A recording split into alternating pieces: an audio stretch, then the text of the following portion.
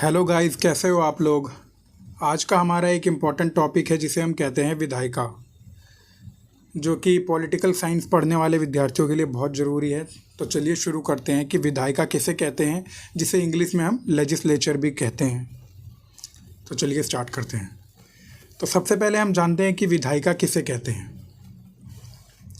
विधायिका का मतलब है कि किसी भी राजनीतिक व्यवस्था में कोई संगठन या कोई इकाई होती है जो कानून और जननीतियाँ बनाने का काम करती है। कानून को बदलना या उसके अधिकार को हटाना या बढ़ाना। हाँ, और अगर मैं इसे आपको आसान भाषा में समझाने की कोशिश करूँ तो जैसे आप जानते हैं कि चुनाव के बाद कोई भी पार्टी जीत के आती है तो वो विधायक बनते हैं या सांसद बनते हैं। तो जो भी विधायक सांसद बनते हैं उनका एक संगठन बनता है जो कि जनता के लक्ष्य को प्राप्त करने के लिए जन नीतियाँ बनाता है, मतलब कानून बनाता है या उसके बदलता है या उसमें कुछ सीमाएँ लगाता है। तो उसी संगठन को हम विधायिका कहते हैं कि जो कानून बनाने का काम करते हैं। मुझे उम्मीद है आपको विधायिका के बारे में पता चल चुका होगा। आगे चलते हैं और मैं आपको इसके प्रकारों के बारे में बताता हूँ। विधायिका के निम्नलिखित मेन रूप से दो प्रकार होते हैं, केंद्र की विधायिका और राज्य की विधायिका। सबसे पहले मैं आपको केंद्र की विधायिका के बारे में बताता हूँ। केंद्र की विधायिका को हम संसद कहते हैं। इसमें राष्ट्रपति और दो सदन जो कि होते हैं, पहला सदन होता है राज्यसभा और दूसरा सदन होता है लोकसभा। इन दोनों से मिलकर ये केंद्र की विधायिका बनती है। विधायिका का चुनाव जनता द्वारा होता है, इसलिए ये जनता का ही प्रतिनिधित्व करते हैं। मतलब जो भी जनता की ही ज़रूरतें होंगी उसी का प्रतिनिधित्व करते हुए ये कोई नियम का निर्माण करते हैं। और संसद के तीन महत्वपूर्ण अंग होते हैं जो कि होते हैं राज्यसभा, लोकसभा और राष्ट्रपति। यहाँ आप ये नोट रखना कि संविधान के अनुच्छेद 76 के अनुसार भारतीय राष्ट्रपति, जो भी भारत का राष्ट्रपति होता है, उसको संसद के दोनों सदनों में सम्मिलित किया जाता है। दोनों सदनों मतलब राज्यसभा और लोकसभा, दोनों में राष्ट्रपति की उपस्थिति रहती है। और यहाँ साथ साथ आपको यह भी ध्यान रखना है कि जो केंद्र सरकार यानी केंद्र में जो मुखिया होता है, मतलब कि जो संसद का मुखिया होता है, वो प्रधानमंत्री होता है। तो चलिए आगे चलते हैं और मैं आपको भारतीय संसद के दोनों सदनों के बारे में विशेष जानकारी दूंगा। सबसे पहले हम बात करेंगे लोकसभा की। तो लोकसभा भारतीय संसद का सबसे निचला सदन होता है। इसके जो सदस्य चुन के आते हैं वो भारतीय जनता द्वारा प्रत्यक्ष रूप से चुनाव के द्वारा चुन के आते हैं। लोकसभा के चुनाव के लिए पूरे देश को अनेक निर्वाचन क्षेत्रों में बांट दिया जाता है। हर हिस्से को लोकसभा चुनाव क्षेत्र कहा जाता है। मुझे उम्मीद है आप लोग जो भी 18 साल से ऊपर हो वो वोट डाल चुके होंगे। तो चुनाव लड़ने वालों में जो सबसे ज़्यादा वोट पाता है वही लोकसभा का सदस्य बनता है। और आपने चुनाव लड़ने वाले उम्मीदवारों को भाषण देते या नारे लगाते हुए भी देखा होगा। तो हर चुनाव क्षेत्रों में से एक सदस्य चुनकर लोकसभा में आ जाता है। लोकसभा की अधिकतम संख्या 552 हो सकती है और वर्तमान में 543 निर्वाचित सदस्य इसमें सम्मिलित हैं। तो लोकसभा का कार्यकाल के बारे में भी आपको बता देता हूं। जो लोकसभा के सदस्य 5 वर्ष के लिए चुने जाते हैं, लेकिन प्रधानमंत्री की सलाह पर राष्ट्रपति इसके पहले भी लोकसभा को भंग कर सकता है। मतलब राष्ट्रपति के पास ये विशेष अधिकार होता है कि वो 5 साल पूरे होने से पहले भी लोकसभा को भंग करा जा सकता है। और लोकसभा के सदस्य बहुमत से अपना एक अध्यक्ष, जो कि लोकसभा का पदाधिकारी माना जाता है, और एक उपाध्यक्ष चुनते हैं।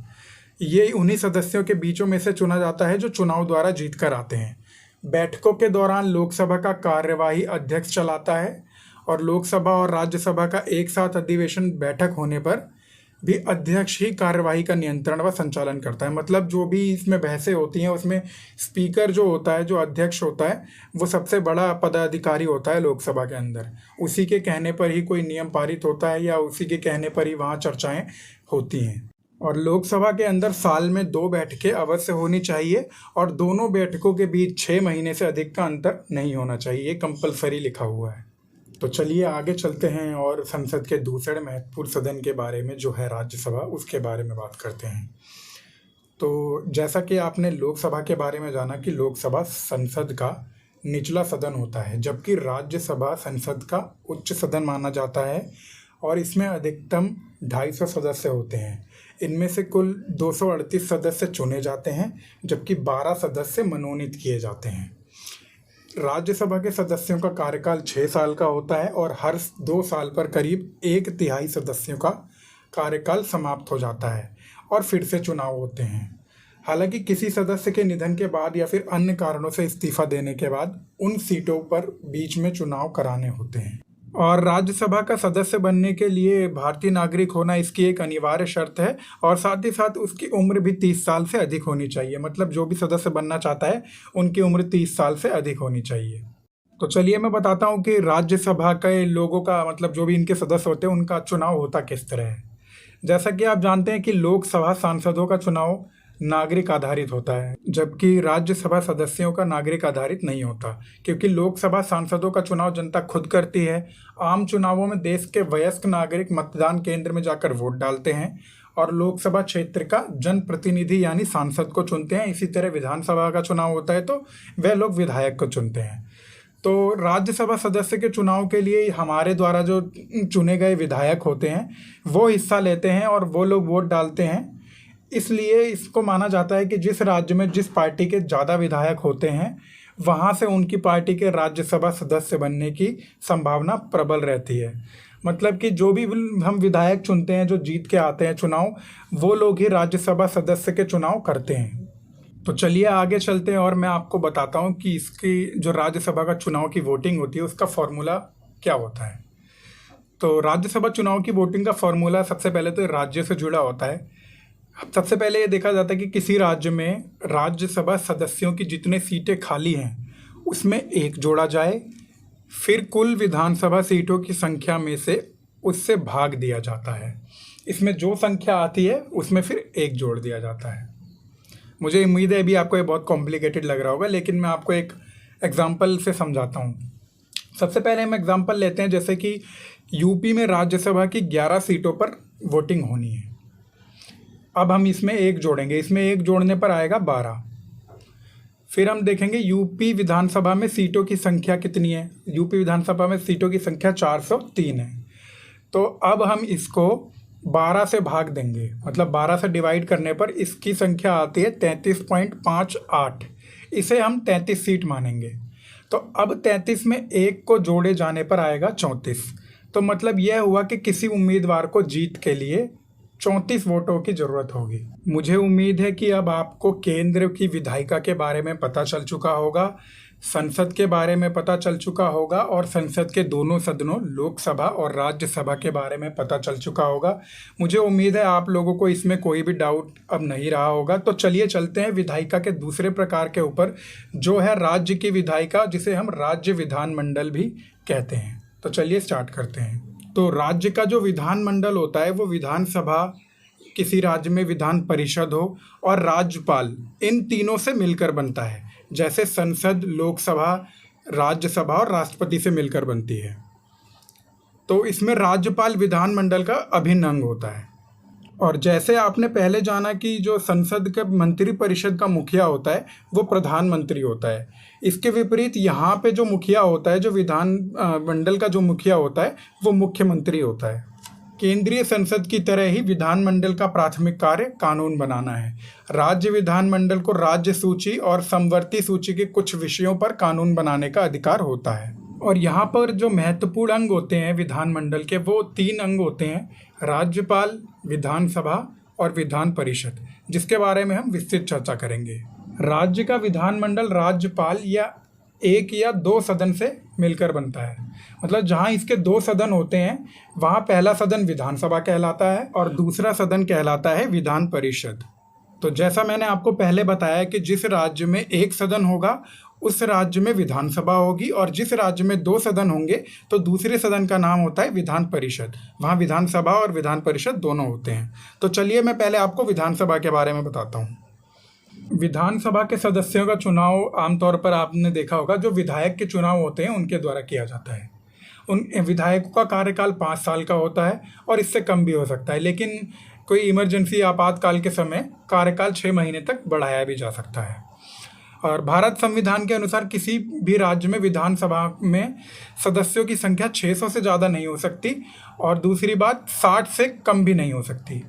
लेकिन फिर भी भारत के कुछ राज्यों एवं केंद्र शासित प्रदेशों में, जैसे गोवा में 40, मिजोरम में 40, सिक्किम में 32 और पौंडीचेरी में 30 सीटों की विधानसभा में ये संख्या कम है, जिसे कानून बनाकर बाद में बदला गया था। और यहाँ पर राज्यपाल को एक विशेष अधिकार भी प्राप्त होता है। जैसे विधानसभा में किसी को उचित प्रतिनिधित्व ना मिलने की स्थिति में राज्यपाल किसी एक सदस्य को उस पद पे मनोनीत कर सकता है।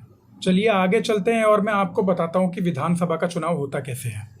सबसे पहले हर राज्य के क्षेत्र को हम विधानसभा क्षेत्रों में बांट देते हैं। लोकसभा चुनाव की तरह विधानसभा चुनाव आयोग द्वारा ही कराए जाते हैं और यह इलेक्शन 5 साल में एक बार होते हैं। राज्य के क्षेत्रफल हॉट जनसंख्या के हिसाब से विधानसभा सीटें कम या ज़्यादा हो सकती हैं। राज्य में रहने वाला 18 साल का व्यक्ति या युवती मतदान कर सकता है। इसके लिए उनके पास चुनाव आयोग द्वारा जारी किया गया वोटर आईडी होना चाहिए। जो विधायक जीतकर बहुमत से सरकार बनाते हैं और विपक्षी दल के विधायक सब साथ मिलकर विधानसभा में बैठकर कार्य करते हैं, जो प्रदेश की राजधानी में स्थित होती है, इसी को विधानसभा कहा जाता है। तो चलिए आगे चलते हैं और जानते हैं विधान परिषद के बारे में। तो विधान परिषद विधानमंडल का ही हिस्सा है जिसमें सदस्यों का चुनाव अप्रत्यक्ष रूप से कराया जाता है, जैसे मैंने आपको राज्यसभा का बताया था। विधान परिषद के कुछ सदस्यों को राज्य के राज्यपाल द्वारा ही मनोनीत किया जाता है, लेकिन भारत के सभी राज्य और केंद्र शासित प्रदेशों के विधानमंडल में विधान परिषद नहीं है, क्योंकि भारत में अभी तक केवल 7 ही ऐसे राज्य हैं जिनके विधानमंडल में विधान परिषद है, जो कि हैं उत्तर प्रदेश, महाराष्ट्र, बिहार, कर्नाटक, आंध्र प्रदेश, तेलंगाना और जम्मू कश्मीर। भारत के पार्लियामेंट में जैसे राज्यसभा एक अहम भूमिका होती है, उसी प्रकार राज्य में विधान परिषद भी एक अहम भूमिका निभाता है। वहीं अनुमान ये भी है कि आने वाले समय में राजस्थान और असम में विधान परिषद बन सकता है, क्योंकि हाल ही में भारत सरकार ने इसके लिए मंजूरी दे दी है। तो चलिए आगे चलते हैं और मैं आपको बताता हूँ कि विधान परिषद का सदस्यों का चुनाव किस तरह होता है। तो जैसा कि आपने विधानसभा में देखा था कि विधानसभा के जो सदस्य होते हैं वो जनता चुनती है, लेकिन विधान परिषद के सदस्यों को चुनने की प्रक्रिया इससे अलग है। विधान परिषद के 1/3 सदस्यों को विधानसभा के सदस्य चुनते हैं, 1/3 सदस्यों को नगर निगम, नगर परिषद, जिला बोर्ड और राज्य के दूसरे स्थानीय शासन की संस्थाओं के प्रतिनिधि चुनते हैं, और जो बाकी बचे सदस्यों को स्नातक और टीचर्स चुनते हैं। कुछ सदस्य राज्यपाल की ओर से भी मनोनीत किए जा सकते हैं। आपको यहाँ ये बात भी याद रखनी पड़ेगी कि विधान परिषद विधानसभा के मुकाबले एक बहुत ही छोटा सदन है। मुकाबला करने की बात तो बहुत ही दूर, विधान परिषद विधानसभा की इच्छा के विरुद्ध कोई कानून पास नहीं कर सकता, जबकि विधान परिषद विधानसभा द्वारा पास किए गए साधारण बिल को ज़्यादा से ज़्यादा 4 महीने के लिए ही रोक सकता है। कार्यपालिका पर विधान परिषद का नियंत्रण नाम मात्र है। विधान परिषद के सदस्य मंत्रियों से प्रश्न पूछ सकते हैं, मंत्रियों की आलोचना भी कर सकते हैं, परंतु अविश्वास प्रस्ताव करके उसे हटा नहीं सकते। तो आज की वीडियो को हम यहीं समाप्त करते हैं। मुझे उम्मीद है आज का टॉपिक आपको क्लियर हो चुका होगा। आपको मैंने विधायिका के लोकसभा सदन, राज्यसभा सदन और विधानमंडल के दोनों सदनों के बारे में बता दिया है। विस्तृत जानकारी के लिए आप किसी भी बुक का इस्तेमाल कर सकते हैं, और अगर आपको इस टॉपिक पर कोई भी डाउट हो तो कमेंट सेक्शन में आप पूछ सकते हैं। तो मिलते हैं एक नई वीडियो के साथ जल्दी।